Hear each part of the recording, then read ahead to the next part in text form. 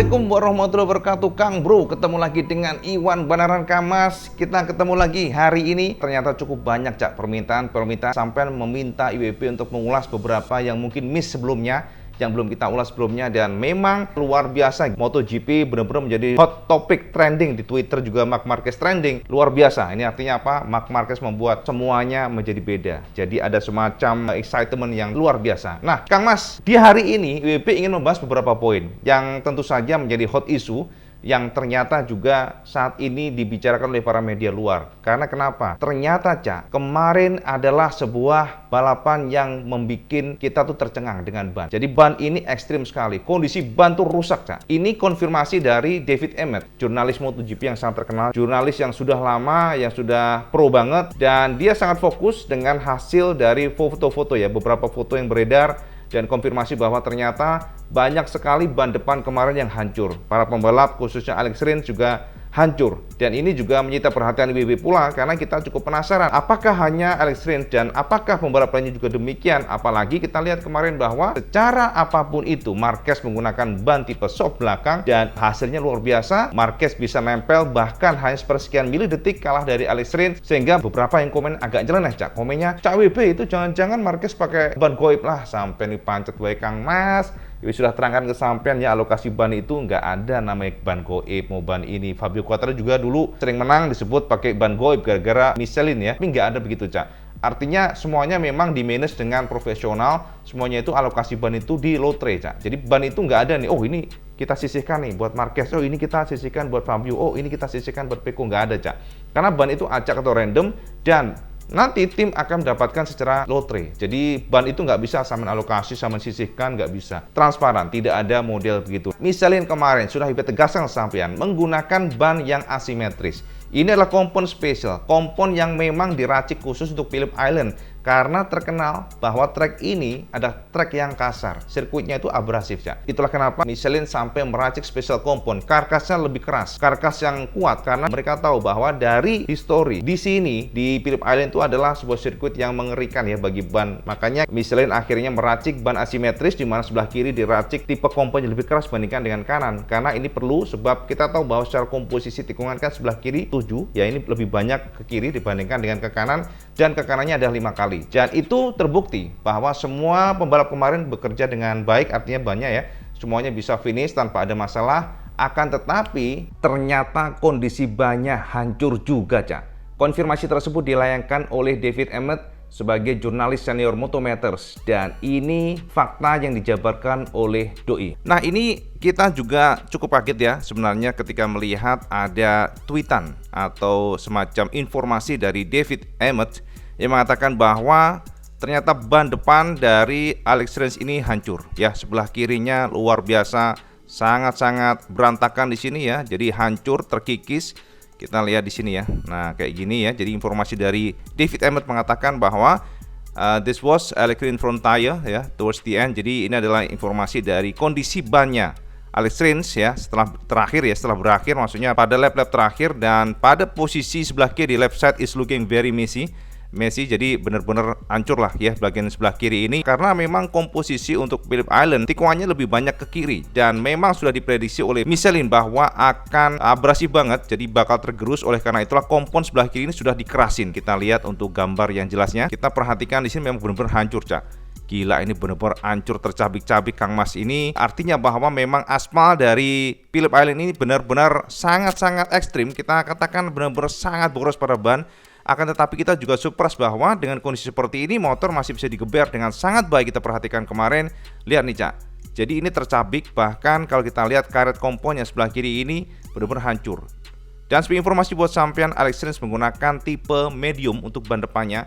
Ya, jadi ban depan itu medium, sementara belakang menggunakan tipe hard. Beda dengan Marc Marquez, di mana Marc Marquez menggunakan tipe ban depannya adalah keras atau hard, sementara belakangnya soft. Ini yang membuat kontroversi, karena banyak banget yang komen bahwa ini Marquez nekat banget, Marquez seperti bunuh diri.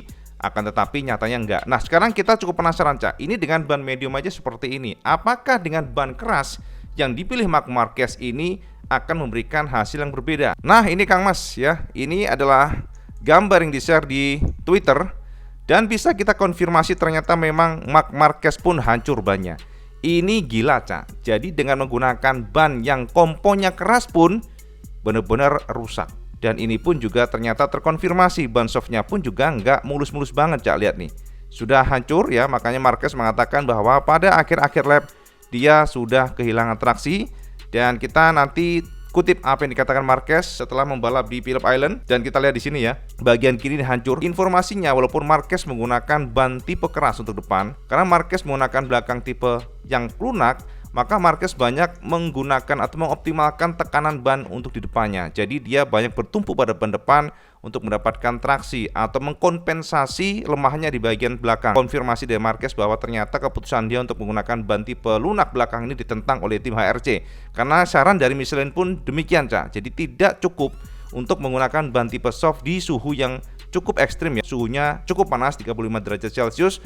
Dari sebelumnya pada hari Sabtu di 27 derajat Celcius. Dan juga karakter dari treknya yang memang sangat kasar. Lihat nih, seperti ini kondisi ban untuk Marc Marquez. Kita bandingkan dengan punya Alex Rins. Jadi ternyata ya nggak hanya Alex Rins yang mengalami masalah serupa, bannya sampai boncel-boncel ya, terkikis. Lihat nih, hancurnya sebelah kiri. Memang secara technical banyak sekali yang berbelok ke kiri. Sirkuit Phillip Island jadi anti clockwise.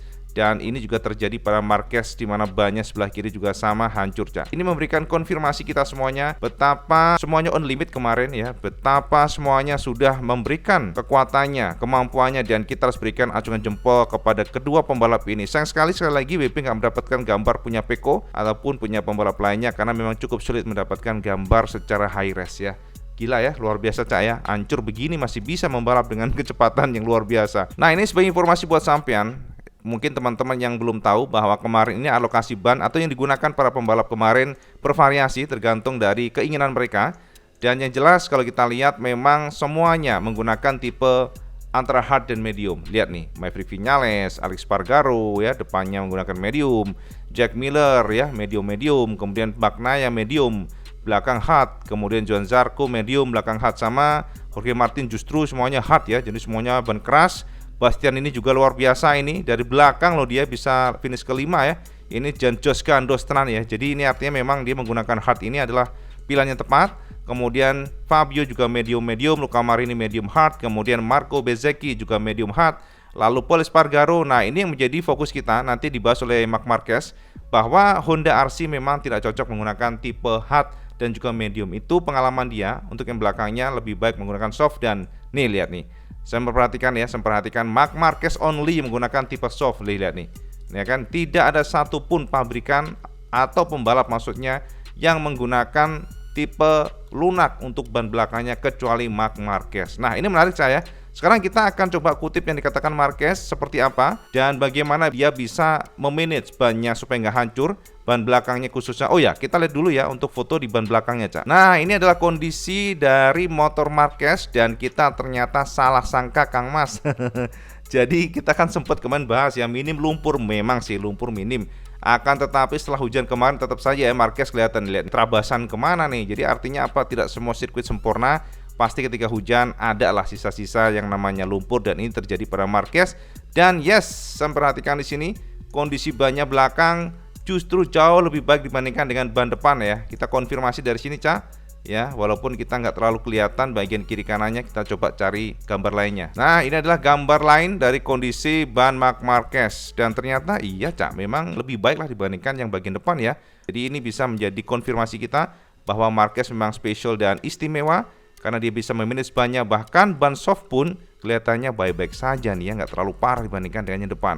Ya memang itu tadi, sepertinya Marquez berencana dengan menggunakan ban soft belakang, maka dia harus mengoptimalkan bagian depan dengan cara ya harus memilih yang hard. Kalau menggunakan medium pasti akan tergerus habis, karena dia tahu dengan komposisi soft belakang maka dia harus mengoptimalkan kekuatan dari depan. Jadi breaking point-nya, bertumpunya semuanya ke bagian depan.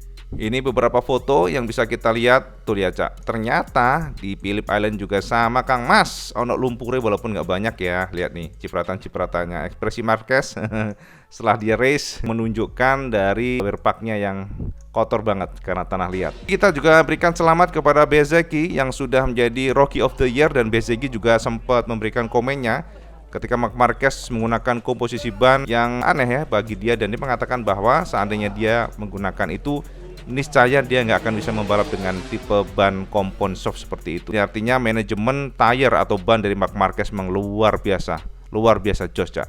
Ya, jadi itu konfirmasi mengenai ban yang ternyata menjadi perhatian para media luar. Dan jadi kalau saya bertanya apakah Marquez menggunakan ban goib, ora Kang Mas, ini kita bisa konfirmasi bahwa sama aja, dia juga abrasif ya. Lihat nih, hancur juga, di sini juga hancur, lihat nih, ini juga hancur walaupun mungkin level hancurnya jauh lebih berat yang bagian depan karena memang dengan tipe hard pun Marc Marquez menggunakan semuanya di bagian depan. Sekarang kita dengarkan apa yang dikatakan Marc Marquez pada saat race kemarin secara lengkap berikut ini, Cak. Jelas aku sangat-sangat senang dengan podium ini, hasil yang sangat berarti bagiku dan juga buat semua orang yang membantuku musim ini, semua dokter dan fisioterapis yang membantu pemulihanku. Kami kembali dan terus membaik. Honda juga bekerja keras. Podium ini sangat berarti untuk menjaga motivasi dan menunjukkan kepada mereka bahwa pembalap yang memenangkan 6 gelar masih ada bersamanya. Syukurlah mereka sangat percaya padaku. Keputusan untuk memilih ban belakang lunak juga keputusanku. Mereka menentangnya, tetapi aku berkata, aku akan bertaruh dan bertanggung jawab. Jika itu salah, aku memang gambling. Namun aku tahu apa yang aku lakukan. Aku tahu menjadi pembalap satu-satunya yang menggunakan ban tersebut. Tidak masalah karena aku tahu resikonya. Ya, itu adalah satu-satunya cara untuk bisa bertarung menggunakan motor Honda melawan para pembalap lainnya. Jadi menurutku ini adalah ban yang tepat. Dengan ban lain, aku sudah prediksi bakal terjadi masalah. Mungkin terkesan aneh, tapi dari pengalamanku dengan motor Honda, pemilihan ban biasanya selalu berlawanan dengan pembalap lain. Tetapi terkadang juga tidak selalu benar. Jika memilih opsi ban yang sama seperti yang lain, aku yakin tidak akan memiliki kesempatan untuk maju ke depan. Kalian lihat Pol Espargaro, dia finish ke-11, memilih ban belakang medium. Dia cepat pada hari Jumat, dia kencang pada satu putaran, tetapi dalam balapan, ban tersebut tidak bekerja. Jadi aku hanya mencoba menggunakan pengalamanku untuk memilih ban belakang karena aku memperkirakan kecepatan balapan akan lambat dan itu terbukti. Untuk balapan sendiri aku tahu pada tikungan 2 tidak mungkin untuk menyalip Alex, tapi ketika melihat Pecco di sana aku berhasil melakukannya. Masalah timbul saat braking setelah lintasan lurus di tikungan 4 karena jika di sana kamu tidak mengerem dengan bersih, motorku terguncang, pasti hasilnya fatal. Efeknya seperti yang terjadi pada saudaraku, Alex Marquez yang menabrak Miller. Dengan Honda, ketika kamu mengalami goncangan, maka motormu akan sulit berhenti. Kamu tidak akan bisa menyerap masalah itu dan jelas resikonya besar. Makanya aku mencoba dari tikungan 11 ke tikungan 12, tapi Rins bisa menutup dengan baik dan akselerasi motornya juga bagus. Itu adalah lap yang sempurna. Pada final lap, ketika aku ingin menyerang Alex, tidak ada lagi ban yang tersisa. Jadi menurutku finish kedua adalah hasil bagus. Ya, bagiku ini adalah balapan yang bagus. Maksudku lebih menghibur ketika kecepatan kita kuat dan kemudian tidak ada yang menyalip dibandingkan dengan kecepatan lambat namun terjadi pertarungan dari awal hingga akhir. Kalian pasti menikmatinya kan? Dan aku gembira karena aku sudah melakukannya. Yes, itu konfirmasi Marc Marquez, Cak. Setelah kemarin ya, jadi semuanya gamblang saat ini. Nah sekarang kita coba kutip apa yang dikatakan Alex Rins yang luar biasa bisa menjadi kampion. Dan ternyata memang ada semacam pernyataan yang menyentuh, Cak, bahwa tahun depan Suzuki yang memiliki motor luar biasa tidak ada lagi dalam grid MotoGP tahun depan. Nah, berikut kata Alex Rins yang Wibi terjemahkan dari MotoGP. Aku senang bisa menang di sini karena sekarang aku telah menang di Moto3, Moto2 dan MotoGP di Phillip Islands. Kami pantas mendapatkan kemenangan ini, apalagi tidak mudah melewati balapan. Race pace memang tidak terlalu tinggi, tetapi aku merasa baik dan mampu melindungi ban. Aku memiliki traksi yang bagus, selalu mampu menyalip lawan lap by lap sampai masuk 4 besar. Saat itulah aku menyadari bahwa mereka melaju sangat lambat. Dari sana aku berhasil attacking barisan depan. Namun Pecco langsung menyalipku di trek lurus. Aku memilih untuk tetap berada di belakangnya. Memasuki lap terakhir, tepat di belakangnya aku tahu aku mungkin memiliki beberapa opsi untuk menyalip. Aku kemudian menyerang saat keluar tikungan pertama. Itu berhasil dan aku sangat senang dengan kemenangan ini. Tim layak mendapatkannya. Orang-orang di Hamamatsu juga bekerja keras untuk itu. Ini kemenangan terakhir Suzuki di Phillip Islands. Aku bangga, namaku terukir di sana. Ini memang berat bagi kami jika ingat tahun depan kami tidak lagi bersama sebagai tim. Kami sedih jika ingat teman-teman pedok bahkan sebagian tidak mendapatkan tempat di MotoGP tahun depan. Mereka-mereka yang membuat kami mampu meraih hasil bagus di Suzuki. Karena jujur, setelah Suzuki memutuskan untuk meninggalkan MotoGP, kami mendapatkan hasil yang buruk. Aku tidak tahu apakah kami hanya kurang beruntung. Kami mengalami beberapa kecelakaan dan terlibat dalam beberapa insiden. Tanganku patah di Barcelona. Apapun itu, ini adalah balapan yang luar biasa. hampir seperti balapan Moto3. Rasa hormat antar pembalap sangat tinggi. Kami membutuhkan lebih banyak balapan seperti ini. Kunci sukses sangat sederhana. Jangan pernah berhenti percaya pada apapun. Yes, itu konfirmasi Alex Rins yang sedikit ya menyedihkan juga Cak ya, tapi juga happy. Jadi konfirmasinya bahwa memang bisa kita katakan luar biasa Suzuki. Giasek RR memang luar biasa di Phillip Island kemarin. Dengan kemenangan Suzuki di Phillip Island yang luar biasa, banyak juga Cak yang bertanya ke IWB, mungkinkah Suzuki akan kembali ke MotoGP atau membatalkan keputusan mereka mundur dari MotoGP tahun depan? Tentu saja Cak, jawabannya absolutely tidak akan pernah.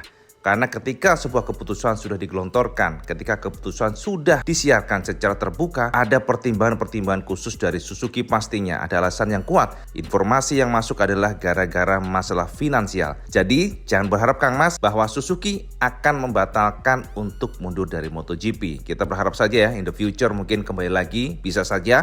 Tapi kalau untuk tahun depan dipastikan sudah official, tidak mungkin dibatalkan. Yang paling baru juga informasi buat sampean Cak. Jadi Dorna memperkenalkan sebuah sistem safety di mana kedepannya para pembalap MotoGP motornya akan dibekali tombol khusus, yakni red flag button namanya.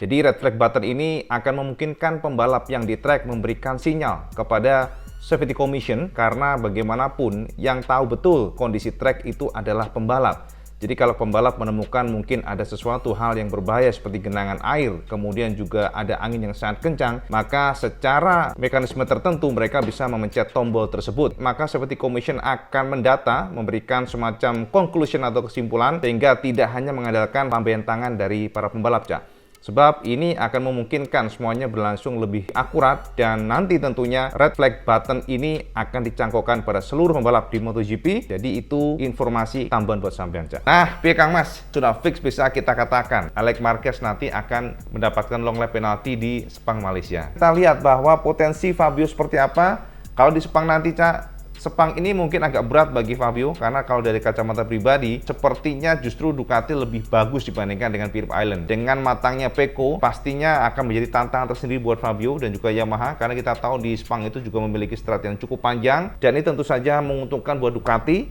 Akan tetapi pada Valencia secara sejarahnya seharusnya Yamaha yang bagus. Makanya kita kumpaslah nanti ya pelan-pelan mengenai Sepang, potensi seperti apa. Yang jelas para pembalap nanti akan datang ke sana.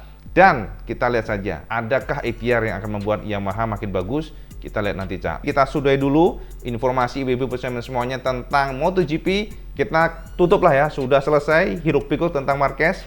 Jadi kita tutup juga hiruk pikuk tentang Alex Rins. Kita akan fokus pada next race di Sepang Malaysia. Dan tentu saja semuanya pasti akan menunggu tentang ini. Kita next video kita bahas mengenai motor lagi, motor yang umum. Karena IWB ingin review ada motor listrik yang lumayan keren ya, Alfa. IWB sudah sempat muter-muter menggunakan motor ini, termasuk juga bedah tentang mesin CBR 50RR ya. Mesin ini ternyata banyak sekali diubek-ubek, termasuk juga apakah sampean bisa mencangkokkan fairing yang motor yang baru ini pada yang lama. Karena ternyata detail fairingnya berbeda total. IWB sudah konsultasi dengan Pak Indro, divisi teknis training ya dari AHM, sehingga semuanya berdasarkan sumber yang sahih, bukan asumsi, bukan ngarang.